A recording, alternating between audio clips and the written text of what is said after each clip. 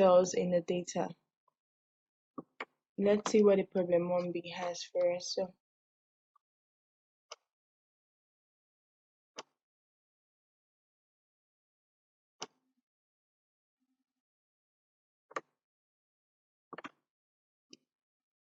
our problem 1b is saying your manager has given you wrong contact info that needs to be separated by first name, last name, email address, and the employee's level.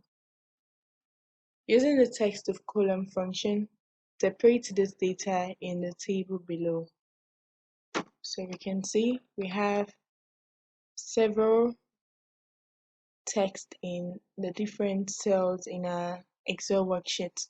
And now we are trying to separate each of these into each of these columns, that is the first name, the last name, the email address, and the employee's level.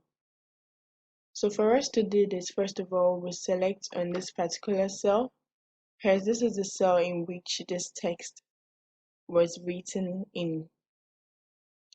Mind you, you select just one particular column, not the entire column, because this text is written in column B and not column C. It's just extended to column C.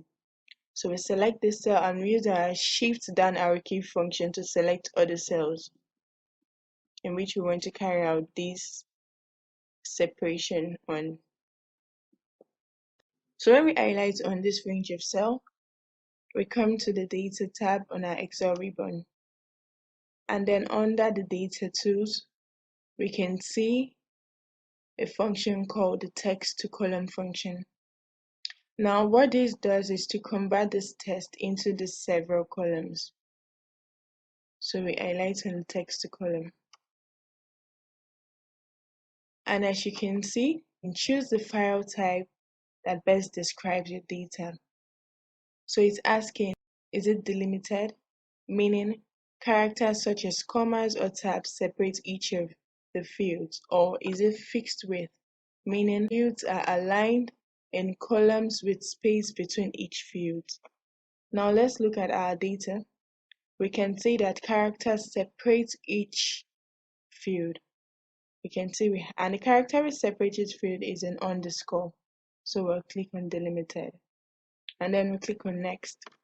And it's asking which of the delimiters is being applied in your data set. Is it a tab, a semicolon, a comma, or a space? So we'll click on others because the delimiter separating our text in our data set is an underscore. So we'll click on underscore. And you can see prior to when we inserted the underscore, our data was still presented in the data preview as a text. But the moment we insert the underscore, it is being separated into several columns. And then we click on next. And it's asking, what destination do you want these changes to be applied to? You can see we want to apply these changes in this destination, so we highlight this cell.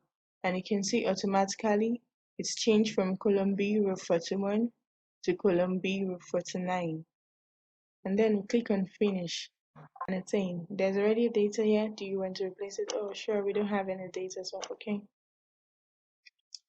And you can see the text in our data set has been separated to several columns in this new table. But then there's an issue, which is necessarily not an issue. Queen Cook doesn't have the same format as other data cells in this table. So what do? We try to apply this same table format on Queen Cook data record. So to do this, you select the cell having the format you're trying to replicate, and then you come to your Home tab. Under the Home tab in the clipboard, you would see a brush which is called a format painter. The format painter helps to replicate or copy the format of a particular cell into the cell you want the changes to be done. So we highlight on the format painter and automatically you can see hovering around the journal cell. So to apply this same format on Queen Cook, we highlight on Queen Cook and all the cells relating to Queen Cook. And we can see that Queen Cook cell format has been changed to that of the other data cells in the table. So this is how you carry out data cleansing and how you convert a text to column in Microsoft Excel. Thanks for watching. Bye.